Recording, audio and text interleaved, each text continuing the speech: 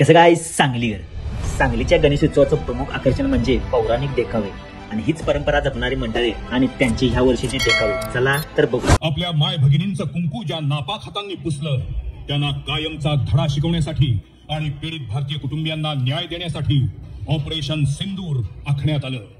Army, navy आणि air force ही भारताची तिन्ही सेनादलं शस्त्रसज्ज झाली। डोळ्यात अंगार आणि हृदयात बदल्याची आग घेऊन ऑपरेशन सिंदूरचं अचूक मायक्रो प्लॅनिंग झालं। पाकव्याप्त काश्मीर मधील बहावलपूर मधील जैश ए मोहम्मदचं मुख्यालय, मुरिदके मधील लष्कर ए तोयबाचं मुख्यालय, सवाई, फुलपूर, बिलाल, कोटली, बर्नाला, सरजाल आणि महमुना इथल्या आतंकवाद्यांच्या तळांना लक्ष्य करण्यात आलं। आणि अखेर तो दिवस उगवला। 6 मे 2025 मध्यरात्रीचे 1:05 1000 किलोमीटर प्रति तास या वेगानं 500 किलोमीटर अंतरापर्यंत मारा करण्याची क्षमता असलेल्या स्काल क्षेपणास्त्रांसह सज्ज असलेल्या राफेल विमानांनी भारतातून उड्डाण केलं।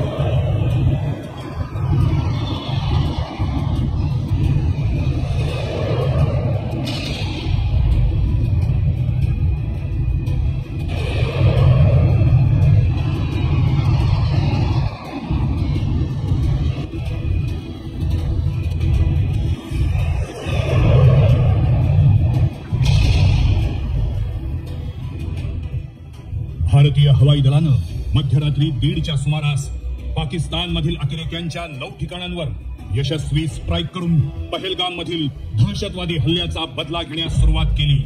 भारतीय सेनेनं पाकिस्तान आणि पाकव्याप्त काश्मीर मधील बहावलपूर मधील जैश ए मोहम्मदचं मुख्यालय, लष्कर ए तैयबाचं मुख्यालय, सवाई मधील लष्कर ए तोयबाचा अड्डा अशा 9 दहशतवादी तळांना उद्ध्वस्त केलं।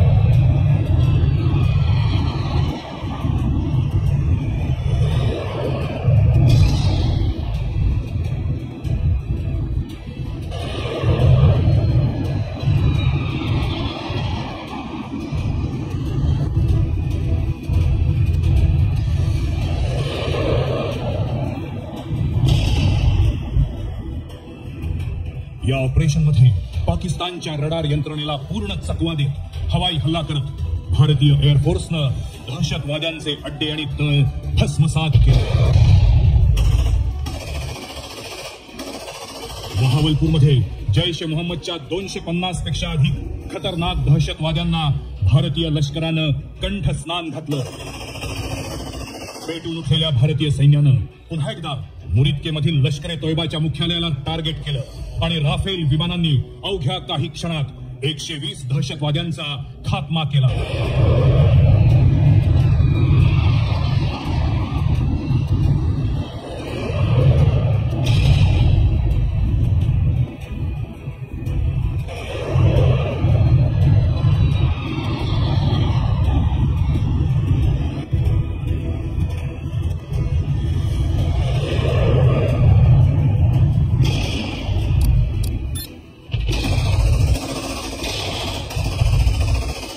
भारताच्या या आक्रमक पवित्र्यानंतर पाकिस्तान भारतावर ड्रोनच्या माध्यमातून प्रतिहल्ला करण्याचा प्रयत्न करू लागला, पण भारताच्या S-400 रडार यंत्रणेनं हे ड्रोन आकाशातच ब्रह्मोस क्षेपणास्त्रातून उद्ध्वस्त केले आणि भारताची शस्त्रसिद्धता आणि ताकद दाखवून दिली।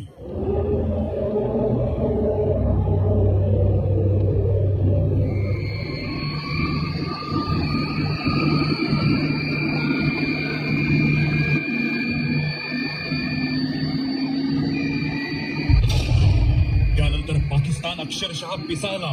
भारतावर प्रतिहल्ला करण्याच्या वल्गना सुरू झाल्या। अखेर आर्मी, नेव्ही आणि एअरफोर्सच्या जवानांनी निर्णायक आणि कणखर पाऊल उचललं।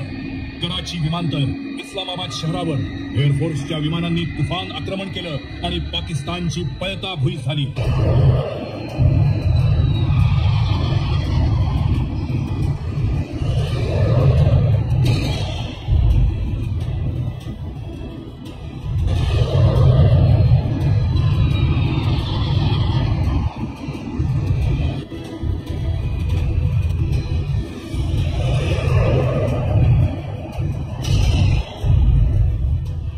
रावळपिंडी शहरावर हल्ले करून भारतानं पाकिस्तानची मस्ती जिरवली, तर रहीम खान विमानतळ भारतीय एअरफोर्सनं पूर्ण उद्ध्वस्त केलं.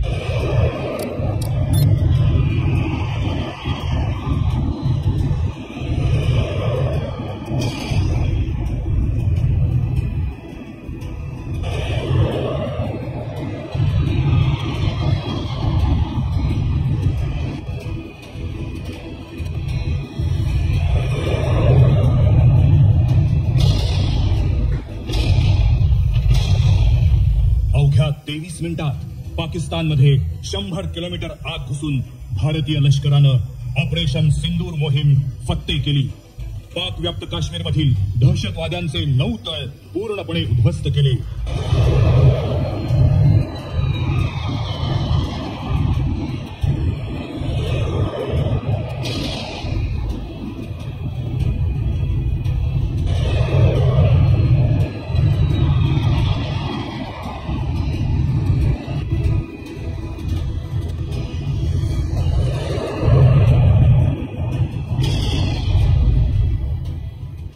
भारताच्या एकाही जवानाला कोणतीही इजा न पोचवता आणि पाकिस्तानमधील निष्पाप नागरिकांना कसलीही झळ न पोचवता ऑपरेशन सिंदूर यशस्वी झालं. भारतीय लष्कराकडून कर्नल सोफिया कुरेशी आणि विंग कमांडर व्योमिका. सांगली जिल्ह्याच्या अधिक माहितीसाठी थिंक सांगलीकरशी जोडले जावा.